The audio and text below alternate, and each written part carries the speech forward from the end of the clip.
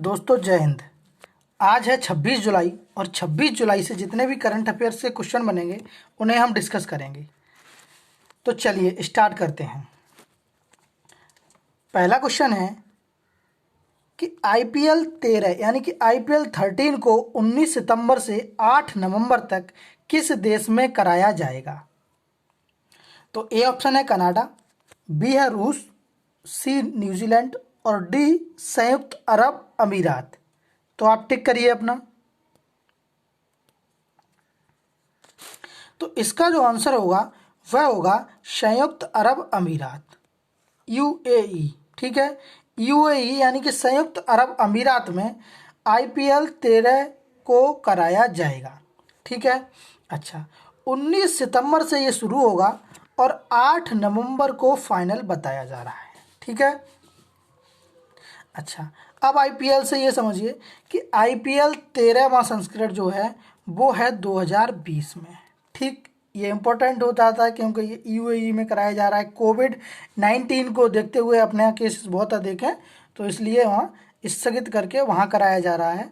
अच्छा अब ये पूछ ले कि IPL का जो पहला संस्करण था या पहला IPL कब हुआ था, तब आप कहेंगे 2008 में हुआ था।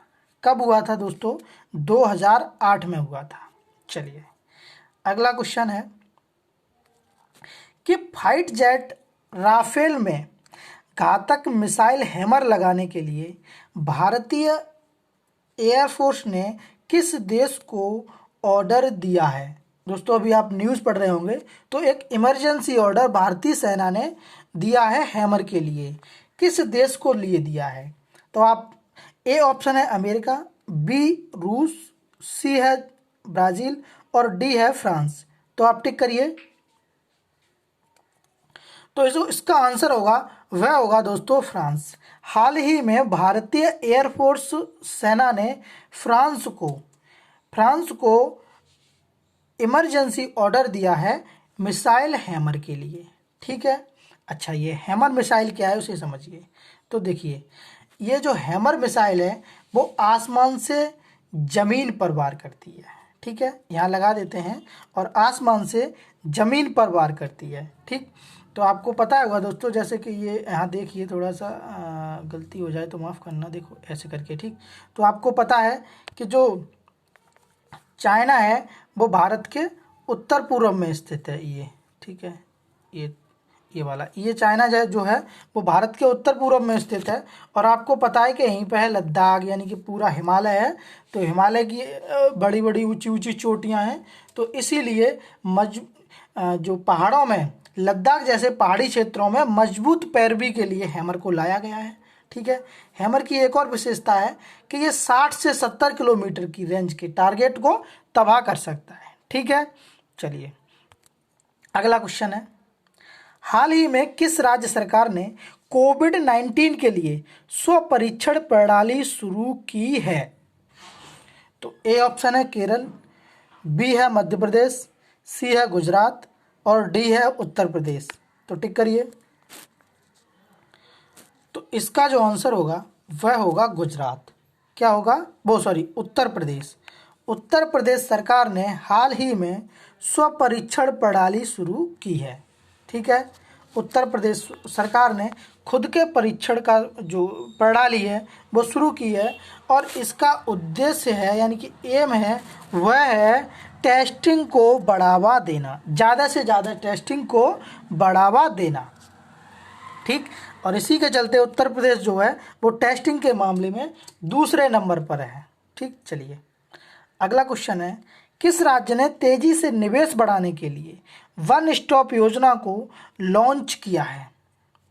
वन स्टॉप योजना को लॉन्च किया है। ए ऑप्शन है हरियाणा, बी है उड़ीसा, सी है राजस्थान और डी है बिहार। तो आप बताइए।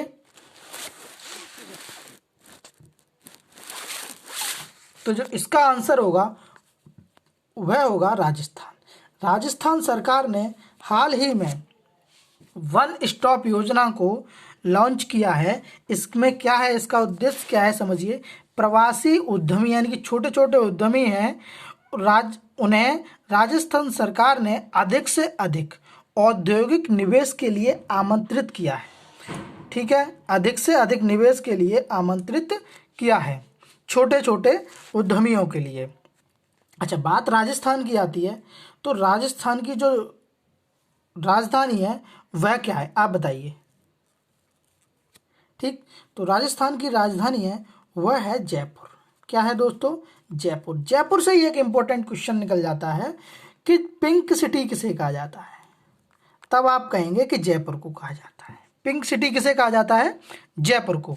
अच्छा, बात राजस्थान की है तो और समझिए कि देखिए ये है राजस्थान, ये यहाँ पर एक ऐसे राजस्थान है, और राजस्थान सबसे अधिक जो राजस्थान बसा हुआ है वो एक बसा हुआ है अरावली पर्वत पर।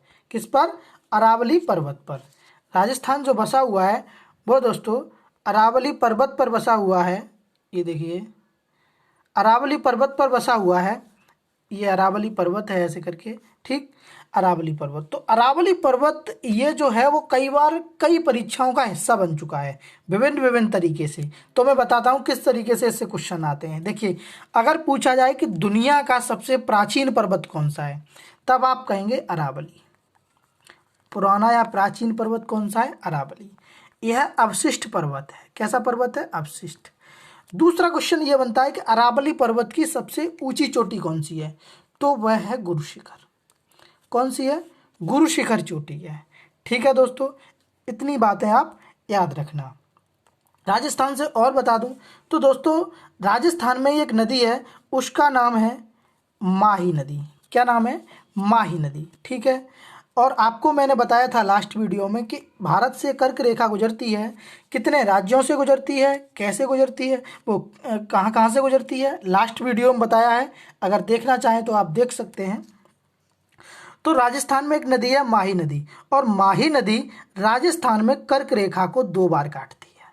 ठीक है, माही नदी राजस्थान में कर्क रेखा को 2 बार काटती है, ये बात आप याद रखना। ठीक, अच्छा, यहाँ कन्फ्यूजन हो रहा होगा आपको कि माही और महा, तो यहाँ हाँ कन्फ्यूजन की बात ही है, लेकिन माही नदी अलग है, महानदी अलग है। महानदी अमरकंटक की चोटी से निकलती है और उड़ीसा के तट पर अपना जल बंगाल की खाड़ी में गिरा देती है। इसी महानदी पर हीराकुंड बांध परियोजना है दोस्तों, जो भारत की सबसे लंबी बांध परियोजना है। ठीक है, चलिए अगला क्वेश्चन देखिए। ग्लोबल राइट सूचकांक में भारत कौन से स्केल पर है। ठीक, ए ऑप्शन है स्केल 1, बी है स्केल 2, सी है स्केल 3 और डी है स्केल 4। सॉरी, यहाँ पर 5 कर लीजिए, डी है स्केल 5। तो आंसर आप टिक करिए। तो जो इसका आंसर होगा वह होगा स्केल 5। ठीक है, क्या होगा, स्केल 5। देखिए मैं बताता हूँ क्या है कि ये ग्लोबल राइट्स इंडेक्स या ग्लोबल राइट सूचकांक है क्या। देखिए, दुनिया भर में देशों के कर्मचारियों की स्थिति को दर्शाता है। ये जितने भी कर्मचारी हैं उनकी स्थिति को जो दर्शाया जाता है वो ग्लोबल राइट्स सूचकांक दर्शाता है। ठीक है, तो अपने भारत के जो, अब देखिए इसमें एक पर्टिकुलर कोई देश नहीं होता, इसमें विभिन्न अलग अलग बहुत देश होते हैं, एक ग्रुप बना दिया जाता है। जैसे स्केल 1 के कौन कौन से देश हैं, स्केल 2 के कौन कौन से, तो अपना भारत आता है, वह आता है स्केल 5 में आता है। ठीक है, चलिए अगला क्वेश्चन है, हाल ही में एनी रॉस का निधन हुआ है, वह कौन थी। फिल्म निर्माता, गायिका, खिलाड़ी, डॉक्टर। तो आप टिक करिए। तो इसका जो आंसर है वह है गायिका।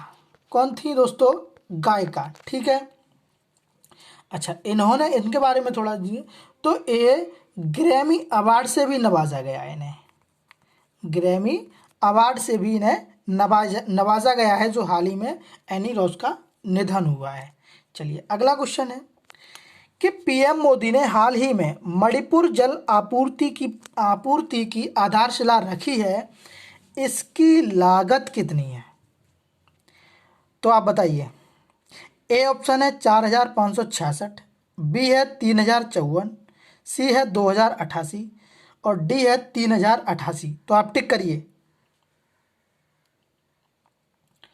तो जो इसका आंसर है वह है 3,054 करोड़ रुपया। जल आपूर्ति परियोजना के लिए 3054 करोड़ रुपए की लागत लगाई है। ठीक। अच्छा, पीएम मोदी ने वीडियो कॉन्फ्रेंस के जरिए इसका जो उद्घाटन है वो किया है। ठीक। अच्छा, इसका उद्देश्य क्या है? तो देखिए, उद्देश्य इसका ये है कि इस परियोजना के तहत वर्ष 2024 तक, इस परियोजना के तहत वर्ष 2024 तक 16 जिलों के 2,80,756 परिवारों तक पानी पहुंचाना है। ठीक है, एक बार फिर बता दूं कि 2024 तक 16 जिलों के 2,80,756 परिवारों तक पानी पहुंचाने का लक्ष्य है। ठीक है, जो जल आपूर्ति परियोजना है ये कहाँ पर रखी गई है? तो मणिपुर में रखी गई है। ठीक है, तो आप मैप में थोड़ा यहाँ देखिए, ये मैं बना दिया हूँ, ये ऐसे करके ये बना लिया आप। ये तो मणिपुर जो है वो यहाँ पर है, और मणिपुर की राजधानी है वह है इम्फाल। क्या है दोस्तों? इम्फाल। तो मणिपुर से एक दो क्वेश्चन इंपॉर्टेंट बन जाते हैं, वह यह है, देखिए मैंने यहाँ मेंशन कर दिया है, ये है लोकटक झील। क्या है? लोकटक झील। अगर ये पूछा जाए कि लोकटक झील कहाँ है, देखिए दोस्तों कई बार तो यही एग्जाम का हिस्सा बन गया है कि लोकटक झील है कहाँ, तो आप कहेंगे लोकटक झील जो है वो मणिपुर में है। अच्छा, इसे किसके लिए जानी जाती है? तो भारत की एकमात्र ऐसी झील है जो तैरते हुए झील के नाम से जानी जाती है। पूछ ले कि तैरती हुई झील कौन सी है, तो लोकटक झील है। ठीक है, जो मणिपुर में स्थित है। एक और बात है, ये पूर्वांचल के साफ पानी या मीठे पानी की झील से जाना जाता है। ठीक है, पूर्वांचल की बात कर रहा हूँ मैं, पूर्वांचल की, मीठे पानी या साफ पानी की नाम से भी जाना जाता है। ठीक। अच्छा, एक लोकटक झील बनता है क्वेश्चन, एक बनता है कि मैरी कॉम जी कहाँ से हैं?